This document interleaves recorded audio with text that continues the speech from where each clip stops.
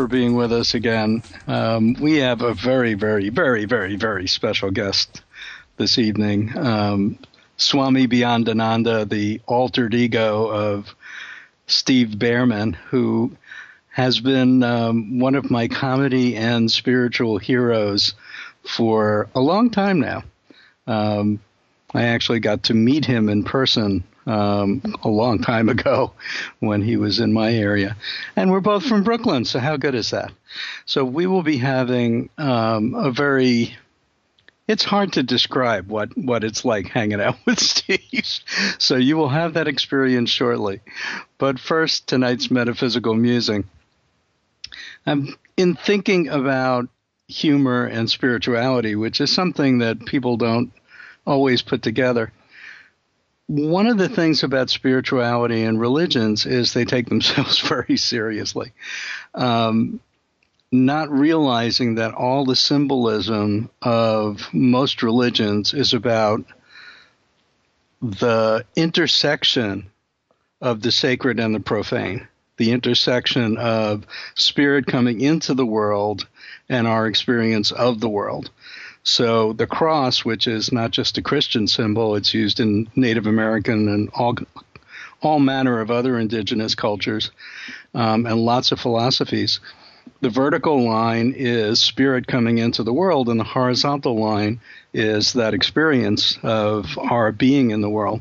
The Jewish star, while it is often thought of as being male and female, the chalice and the blade, and those symbols also are in lots of different traditions, is also, again, one triangle points up towards spirit, the other points down towards the world, and we live at the intersection of the two of them.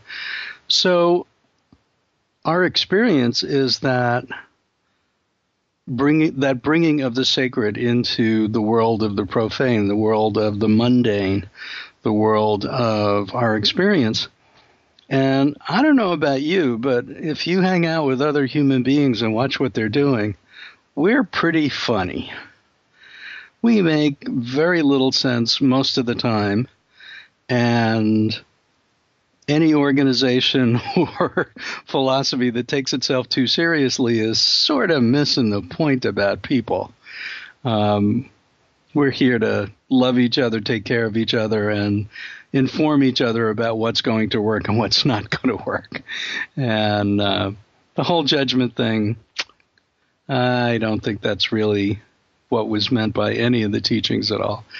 So I encourage you, as I often do, to look into your own experience, because that is the way of the shaman, in everyday life, moment to moment, looking at your experience, listening to it as a message from all of life, from spirit, from everything that's conscious, and making that a two-way communication.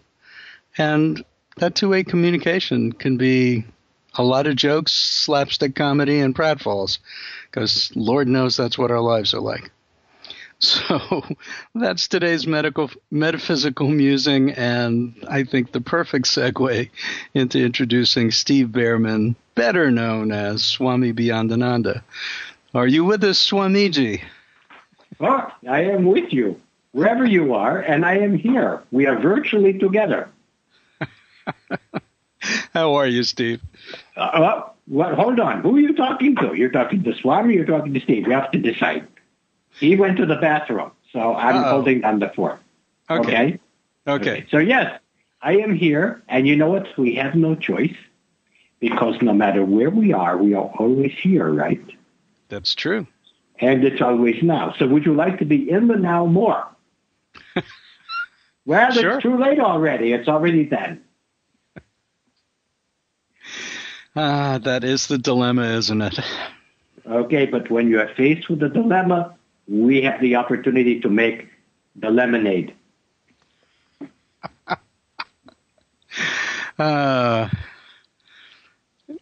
This is going to be an interesting conversation because I'm going to be laughing most of the time.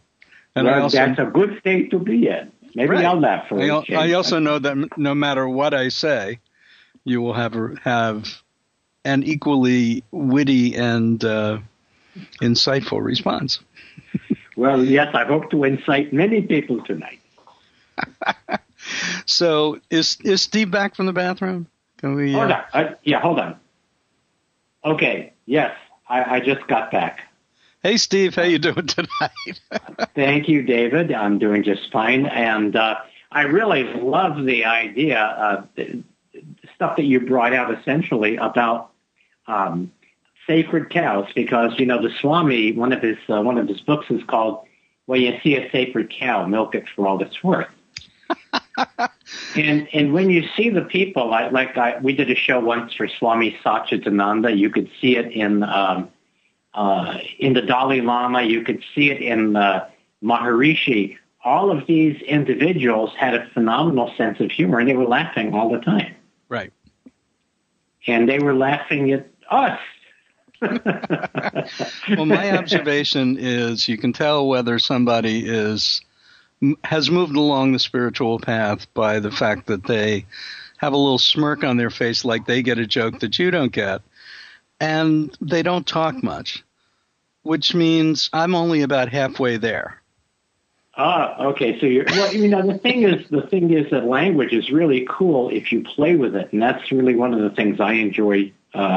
Having the Swami as an alter ego, because the Swami makes up new words all the time.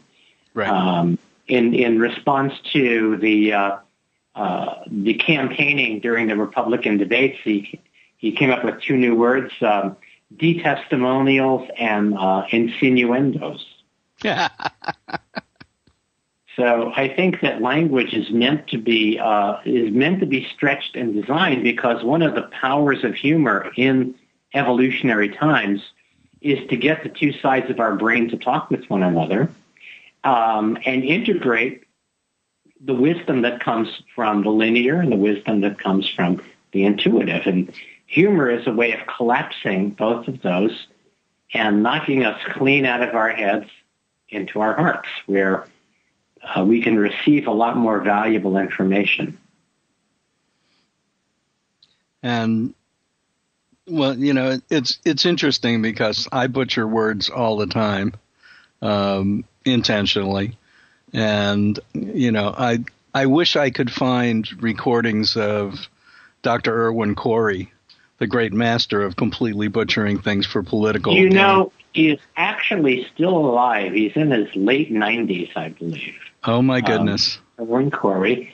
And, the Swami has used one of the classic Irwin Corey lines. And for those who don't know, nowadays you can learn anything just simply by, going online and Googling it. Google Professor Irwin Corey, and you'll see this guy kind of like an absent-minded professor doing double talk. And somebody once asked him, why is the sky blue? And so he said, that is such a complicated question. We're going to have to divide it into two questions. The first question, why? The imponderable why. And he goes on and on. He says, second question, is the sky blue? Yes, it is. And I have found that Swami has found that very helpful in answering certain questions that fit that mold, and it always works.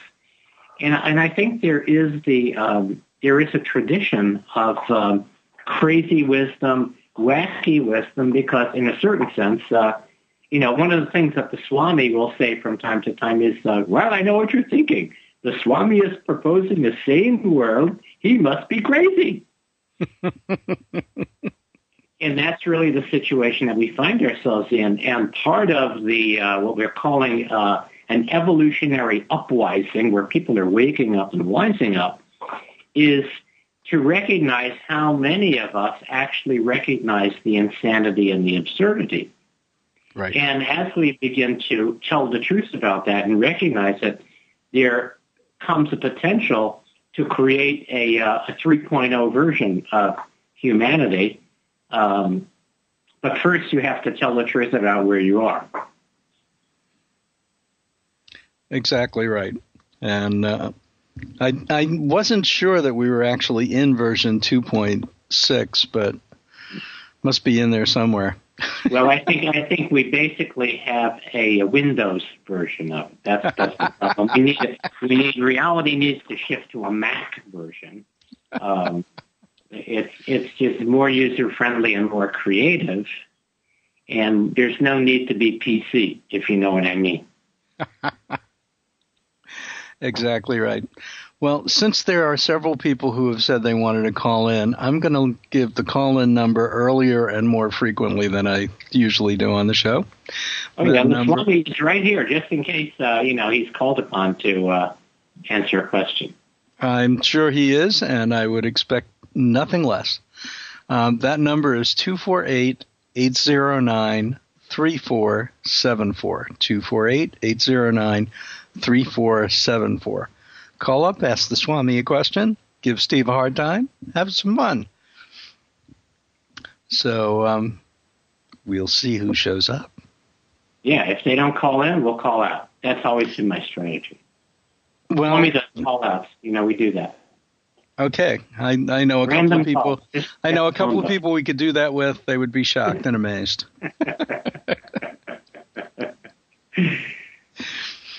So what's the latest? Obviously, the Republican campaign is incredible comedic fodder and just a deep well of. I wouldn't exactly call it a well. I would call it a sick.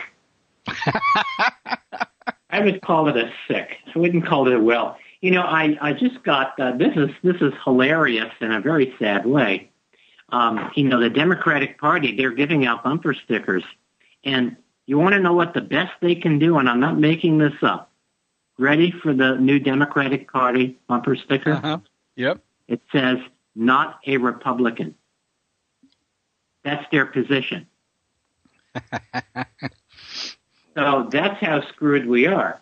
And I mean, people looking at this election coming up, they're faced with the choice, Obama or, oh, bummer. That's exactly right. And what's very interesting, and I think really does need to happen, is there's been a missing piece for quite a while, and that missing piece is the heart and soul of We the People. That was essentially the original sovereign for this country, for America, and we've kind of let it go. And so consequently, without having a really central organizing spiritual focus, that not necessarily around religion, but around the virtues and values that non-sociopathic human beings would tend to gather around. But we've been so successfully divided into red and blue tribe that we haven't really been able to gather around the values that 90% of us would agree on. And so that's really what this next movement is about. And the Swami, in his State of the Universe address, he said, we need to gather red tribe and blue tribe in one sacred circle and talk until they're purple in the face. Because only as one purple people will the peeps be able to overgrow the perps. Mm. Because that's really what it is. There's a very, very wide variety of theories about what's happened until now. And on one end of the extreme are the people who goes, well, we're actually being ruled by a race of reptiles who live underground. And then at the other end of people waking up is, I think basically we have a dysfunctional government, and it's up to somebody to do an intervention. Like you would, a beloved relative who, has fallen under the influence of something, and they're destroying their lives. And the collusion between government and corporation is destroying not just the life of our country, but the life of our planet. And so the only entity that can do an intervention is the heart and soul of We the People. And so what I believe needs to happen is all throughout the country, people do need to gather inside the container of safe communication across party lines and begin to converse about using the the two aspects of progressive and conservative in a constructive way, asking the questions, how do we wish to progress, and what would we like to conserve? Mm-hmm. And this, and maybe what we need, instead of, while this zoo of an election goes on, maybe we need to have a reality TV show called America's Next President, where we, the people, actually, through the internet and so on, gather and actually create a job description and begin to interview candidates, not the ones they throw at us, but people, individuals who we think have the integrity to carry out the will of the people, which is to have government of the people, by the people, for the people, where the government does our bidding and not the bidding of the highest bidder. Exactly. That's what the Occupy and the Tea Party movements have in common. They both understand that the current party system doesn't work, and that the Tea Party people are focusing more on the state part of the corporate state. The Occupy people are focusing more on the corporate part, but essentially the corporate state, the two of these working together, has done more damage than either of them could have done alone. Right. Well, I remember way back in the day, we used to have the word corruption. And well, you know what the Swami says. No, but I'm sure I'll find out. We don't have that word anymore because of something called ethic cleansing. The ethical people have been cleansed. Yep. We're saying that there's such a thing as corruption. Yes. Yeah, and what's going on is exactly the kinds of things that were a very big deal 30, 40 years ago and would have gotten a lot of attention and would have involved hearings and corruptions, blah, blah, blah, blah. And now it's an everyday occurrence. Well, it's business as usual because the power we have allowed, because of the missing moral authority, we've allowed the power of money to become the only power. Right. Right. I still like the idea of requiring all the members of the government to wear NASCAR uniforms with the patches of the people who have paid them off. Yeah, I think that would be truth in advertising. That would be a truth in advertising. But an even better thing would be to have nobody paying them off. Right, exactly. Well, the truth will set you free. First it will upset you free. That's true. The truth true. will upset you free before it sets you free. That is the whole idea. Or as Gloria Steinem said, the truth will set you free, but first it'll piss you off. Well, and I think that part of the fear, there's kind of a fear of waking up and poking outside the political matrix, because then the question arises, what do we do about it? If you can easily blame the bad guys, whoever the bad guys are, whether it's the corporation bad guys or big government bad guys, you can always have that villain out there and not really have to make any changes. And you can continue to be right and have nothing at stake. And the political positioning that people have taken until now tends to perpetuate that powerlessness, that people are in a position, they're right in their position, when nothing changes unless you move off of the position. So I see there have been some really interesting inroads up in the Northwest, up in Seattle, where libertarians and progressive Greens have been exchanging information, and the libertarians have taught the progressives about the Federal Reserve, and the Greens have taught the libertarians about clean food and community and the environment. So I think we really want to have, I think most people have a heart's desire for functionality, and because of the political system that's designed to shed a lot of heat but not much light, people kind of get pushed into these positions. So I don't imagine that there's a lot of conservatives that are enthusiastic about voting for Mitt Romney. Just like there are a lot of progressives who are wondering, when did it actually occur that Obama was replaced by his stunt double? People are wondering about that. So the thing is that, the unifying, we have a deeply united body politic, and that 98% of Americans agree that it ain't working, and that the current system is not really to our benefit.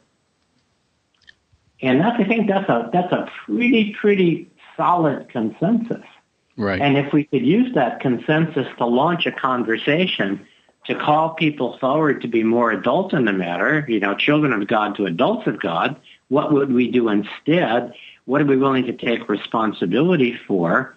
What are we willing to hold our government accountable to? This becomes, this is an evolutionary moment, and not at all unlike what happened during the American Revolution. But at this point, this is going to have to be a bloodless revolution, because the authorities have all the guns. Right. So they've already said, so in a certain sense, if you're fighting at that level, the fight is over. But if we can show that 80 or 90% of Americans are willing to stand for certain rules of transparency and governance, and hold our government accountable to that, in spite of which political party is in power, then all of a sudden that becomes a very big deal. That becomes news. Yeah. Yeah. So one of the questions I wanted to ask you, and we've only got a few minutes to the break, so I'll pick up on this after the break. You've been doing the Swami as your alter ego and as your comedic foil in all of this for a very long time. I'm very curious how that all started off in the murky, distant past. Okay, you want me to start the answer, or do you want me to start the answer after the break? I'm sure you have a quick version. And we could go at the beginning, I'll tell you, it all began when we were just single-cell organisms. That's how far back it goes. And do you remember that? When I was a single cell, I didn't make a single cell. And so I combined with other organisms, and pretty soon we had the whole idea of reincarnation. So it started way, way, way back then. Of course, that's in the distant background. In the recent background, in 1980, or actually 1979, I was living in Ann Arbor, Michigan, writing a funny paper for my coworkers at the city of Ann Arbor, and this name flew into my head, Swami Beyondananda. And I say I got struck by enlightening during a brainstorm. The name just flew in there, and it made me laugh because all these Swamis had Ananda. Muktananda, Yogananda, Anandananda. And so I kind of held that, and I loved the name. And about a year later, a friend and I started one of the first holistic publications in the country, in Pathways Magazine in Ann Arbor, Michigan. And we realized... We're going to have to take the break in a second and hear the rest of the story. Sorry to cut you off. We'll be right back with Swami Beyondananda and Stephen Bhaerman right after a few messages here on Empower Radio with the Farkas Files. The truth is in here somewhere. And we're back with Swami Beyondananda and Steve Bhaerman. First, I'm going to give out that phone number again, 248-809-3474. 248-809-3474.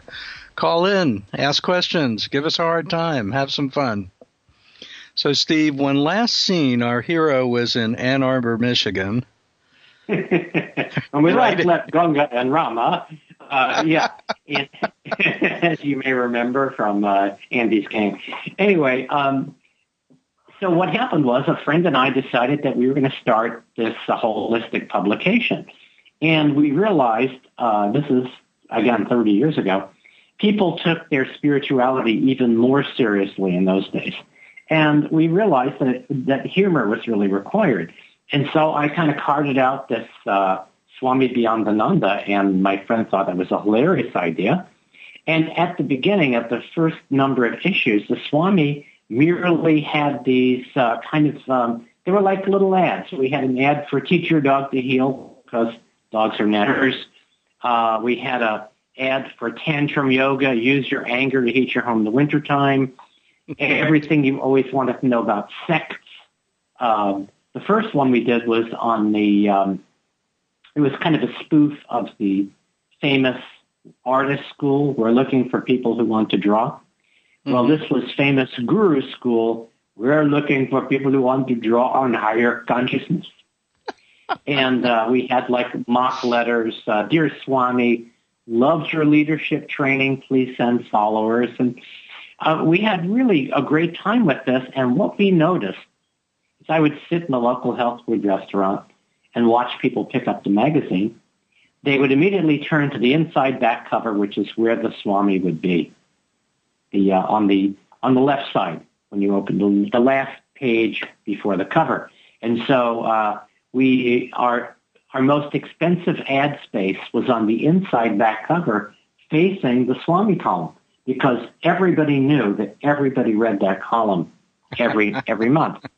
And we'd see it up on people's refrigerators and so on. And it really gave people permission to laugh at spirituality and kind of bring it down to earth. There were two, this is, again, 30 years ago, there were two kind of pathologies that were developing in spirituality. One we could call spiritual narcissism, chanting for a BMW. Right. And the other we could call pathological purity, where you have to cleanse yourself, whatever it is, and there's something that's impure about you that you got to get rid of. And, we had both of those extremes. And so the Swami, in fact, there was a lot of focus on prosperity consciousness, and there were also people who wanted to improve their body image. So one of the Swami's first mantras was designed to help people bring more money into their lives and lose weight at the same time. And the mantra was, everything I eat turns to money, and my drawers are full of cash. And there were many people who had great runs of prosperity from that mantra.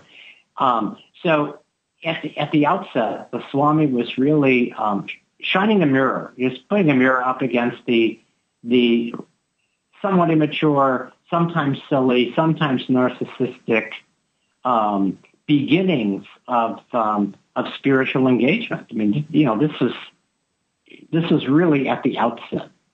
And then over the years, the message had more to do with the healing power of humor.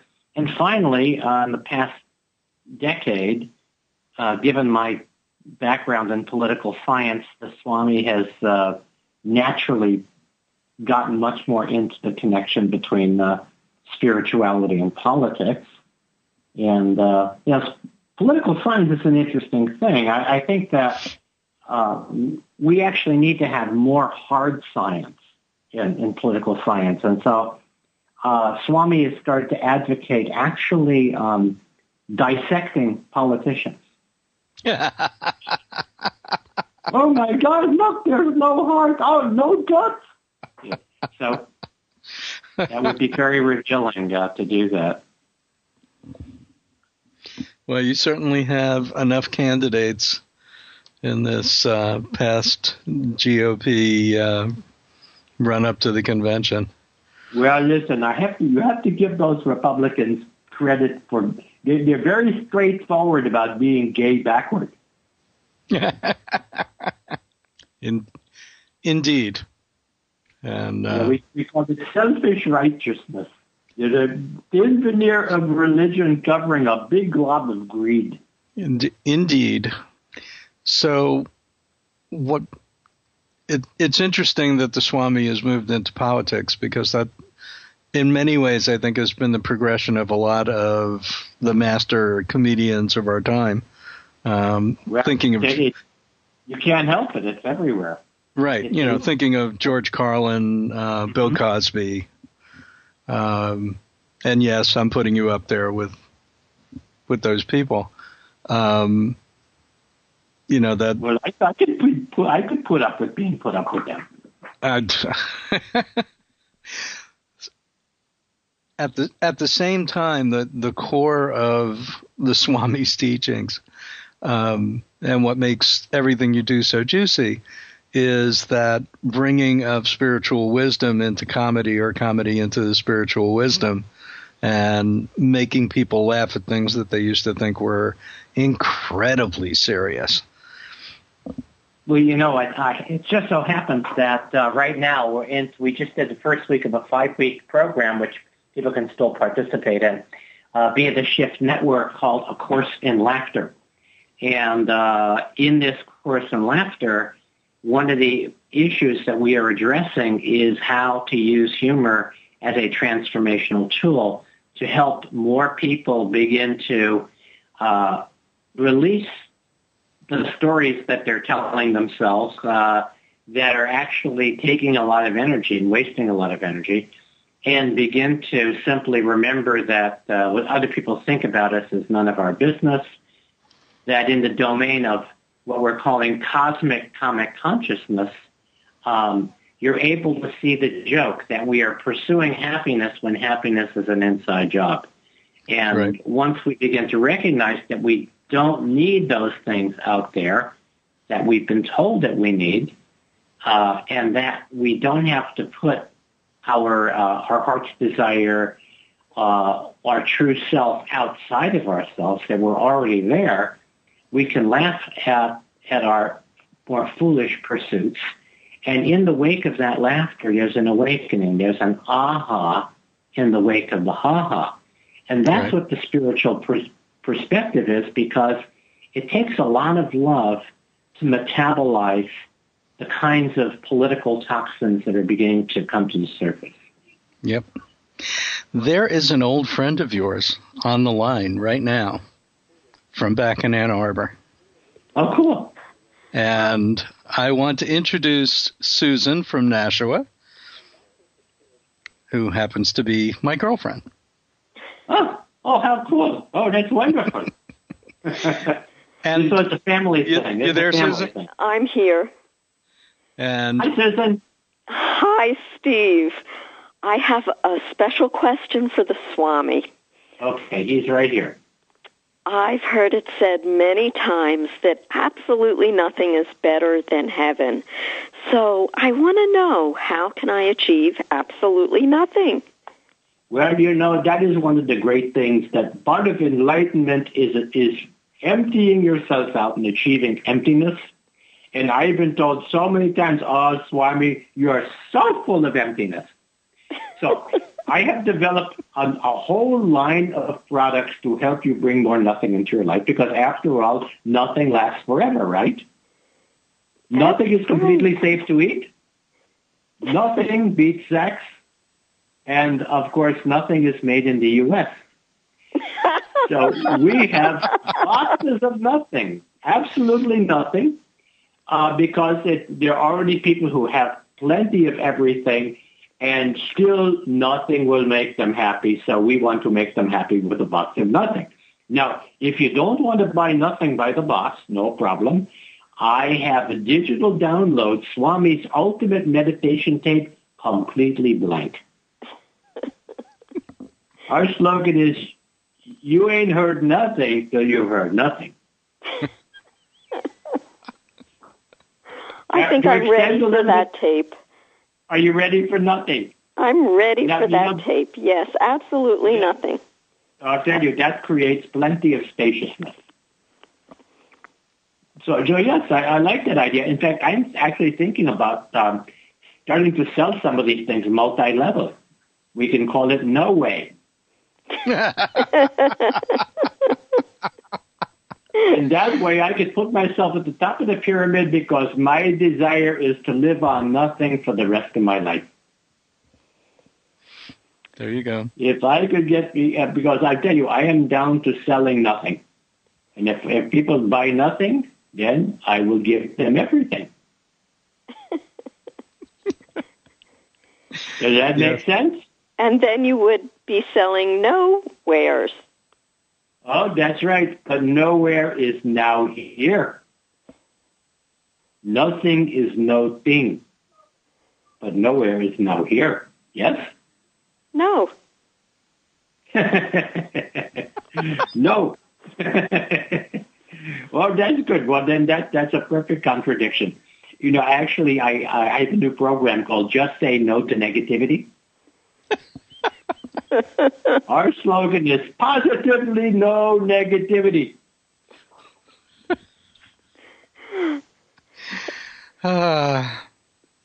That's very reminiscent of all the articles I used to read in Pathways magazine. Oh, I think I had your whole collection. Did we know each other back then? Yes, we did. Okay, Susan what?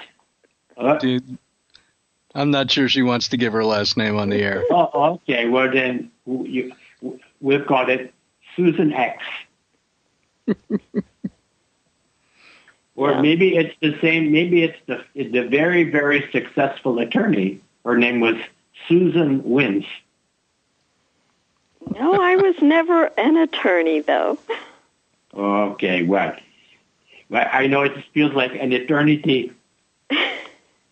It was. I was a teacher back then. Ah, very good. Well, we'll have to connect offline to find out when our lines connected online. I think that's a fine idea. Okay, very good. And nobody will be fined for that idea. Thank you very much, Swami. Okay. Namaste. To you too. Bye. You say namasko. Okay? Bye. Namasko. Okay. Namaste. Now I go. Okay, that's good. Bye. Bye. Or as we invented on Facebook a couple of weeks ago, Nerdmaste. The geek in me. Okay. The geek in me acknowledges the geek in you. Oh, well, beware of geeks bearing grips. That's all I know. Okay. Exactly right. So if people want to learn more about the Swami and get more of the Swami's wisdom, where do they find that? Well, they go to wakeuplaughing.com. There's plenty of places to explore. There's a place where you can contact me. You can even get absurdified by the Swami. Absurdification, sounds... Yeah. That sounds amazing and difficult. What does one have to do to be absurdified? Well, you know what? I think you pay $10. You pay $10, and then we send you the piece of paper. And the fact that you're willing to pay $10 for this qualifies you to be an absurdified fool.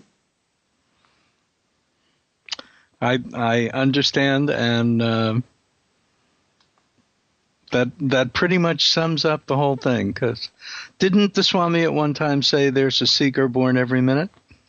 And two to take him along the path. Yes, that's true. To take him along the path. That's right. As you can tell, my first experience of the Swami was, I think, your first tape, which was Yogi from Muskogee. That's right, Yogi from Muskogee. That was on cassette.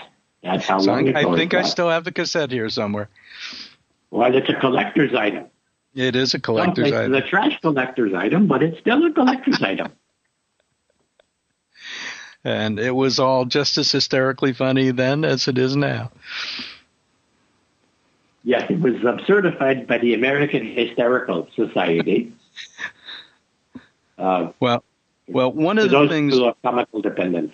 One of the communication channels you don't have that I have is I'm chatting with the engineer, Bob, who's in the studio, and he asks, does that mean you would become an irreverend? Oh, that's right. I am an irreverent. That's exactly right. That's perfect. That is my designation. I'm an irreverent in a new non-religion called fundamentalism with the accent on the fun. It's strictly non-dominational. You see? Which we need more of in this world. That's right. That's right. It's based on the nomad philosophy of non-attachment. I nomad at you, you nomad at me. And then that way we create no madness on the planet. So it gives a whole new meaning to a nomadic existence. That's right. Nomadic. That's right. Because after all, this is part of the deal is that we think that these things that we own, we think that they're important. Actually, all we need to do is to be able to use these things. We don't really need them. Money needs to circulate. Money needs to keep circulating. That is what my pledge is, that, people are concerned with the economy. I got books and CDs for people to buy. And my pledge is that every penny that I take in will be spent in the economy. Absolutely. That's my pledge.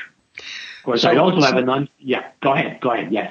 No, I was just wondering what's next for the Swami. What are the two of you cooking up now? Well, we are on the road as of June 1st. We're going to be at a conference in San Diego. If you go to my website, Wake Up Laughing, you see there's a schedule there. Then we're going to be doing shows in Santa Fe, Austin, Texas, Fairfield, Iowa, Ann Arbor, Michigan, Chicago, and then back up to the northwest to the Seattle area. We'll also be at the Oregon Country Fair in July. And then we're looking at another East Coast trip. So if you want to hire the Swami to come do a program for your community, just go to Wake Up Laughing and send us a note, and we'll respond. Terrific. Well, we met quite a while ago in Northampton, Massachusetts. Oh yeah, that was probably 1987 or 88. It was a while ago. That was a long time. Back in the old days. Back in the old days. I think I had hair. Well, you're hairless now. Well, that's all the meditation. That's how it happens. The meditation burns the follicles. It fries the follicles from the inside out. And, that's why the fryer, those guys with bald spots, they're called fryers. Because their hair has been fried from the inside out. I like that theory much better than some of the other theories of baldness, so I'm going to use that. Yeah, that's right. Use it. One of the things I realized a long time ago is I use so many of your lines that I forget they're yours. Well, they're meant to be put into circulation. That's the whole idea. Well, it's fine if people give me credit. It's okay if they give me cash. Either way. Well, we'll see what we can do about generating some cash for you. Oh, very good. And where are you located? I'm in Amherst, Massachusetts. Oh, we were just there last year. I guess I missed you. We did a little show in Amherst. Maybe we'll come back. Really? This fall. Yeah. How could I possibly have missed that? It was a living room event. It was a small living room event in June. So I don't really know how could I have missed telling you. But the Swami was there, and we had a wonderful time. It's probably the hottest day in Amherst history, but it was quite fun. Excellent. Well, I'm sure you were appreciated in this area. Both the spirituality and the humor would be very much appreciated around here. And absolutely. And sacred cows make the best hamburger, as Mark Twain would say. Well, we don't butcher them, we milk them. In fact, I was a sacred cowpoke for a long time. As opposed to a cow puncher. That is too painful. But poking them, that's okay. So you have the tour coming up. Are there new things that people can find on the website? Well, yes, there are. There, again, I've put my A Course in Laughter. There's a digital version of The Course in Laughter. There are 2 ebooks. One ebook is called Wake Up Laughing, an Insider's Guide to the Cosmic Comedy, and the other is something called The Zen Koans of Hari Koan Baba, which are Swami's guru's favorite humorous healing and teaching stories. Sort of like Milton Erickson meets Groucho Marx. So if that makes any sense. So that will give people probably 3 or 4 dozen jokes that always work and have a little message attached to them. That's the other part that makes them kind of cool. And then the Wake Up Laughing, an Insider's Guide to the Cosmic Comedy, that's really about the innards of humor and how to use humor to heal the heart and free the mind. Fantastic. And then, of course, there is the serious book that I wrote with Bruce Lipton called Spontaneous Evolution, Our Positive Future and a Way to Get There from Here. We haven't really talked about that, but that's really I so enjoyed working with Bruce. He's a brilliant cellular biologist, and we applied some of the learnings that he gleaned that are talked about in this book, Biology of Belief. We applied those to our collective beliefs and woven science, spirituality, economics, politics, all into one narrative. Fantastic. That sounds like a wonderful read. I wish I had known about that. I would have read that before the show, so I'd have more questions about it. Well, we can probably do this again and talk. We can do this as many times as you want. It's always great fun to have you on the show and just fun for me too. Connect with you.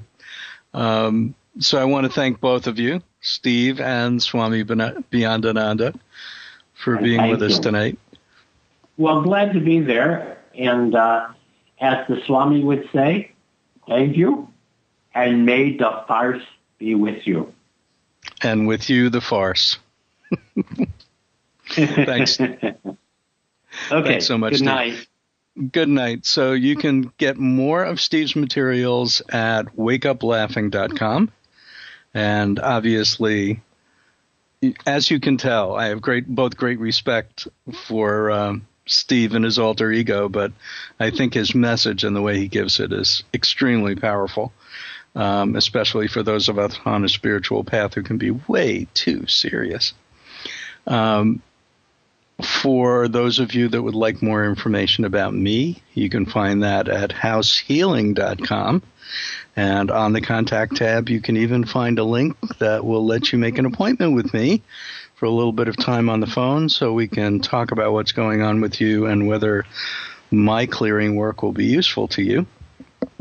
If you want to find the archives or listen to this program again at some future date, you can go to thefarkasfiles.com and go directly to the archive, or we are very excited that you can find them on iTunes now by searching for Farkas Files, and you can get them all on any device that has iTunes on it.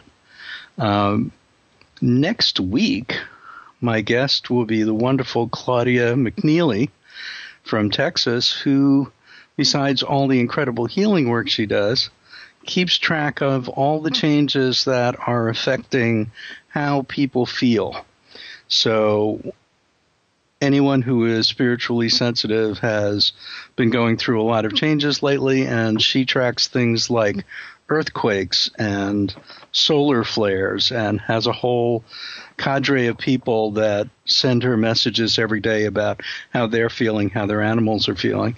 And we are going to have a pretty amazing conversation about all the things that are going on the planet. The week after that is the day before my birthday, and I think we may just have a birthday party. on the show, and I will give out the phone number all over the place on Facebook and other places, and just have people call in and say whatever they want to say as long as it isn't nasty, and guess my age. And no fair if you've known me all your life or you look it up. But guess my age, because I will announce my age on my birthday and see if you're surprised. So until next week, this is David Franklin Farkas for the Farkas Files. The truth is in here somewhere on Empower Radio. See you next week.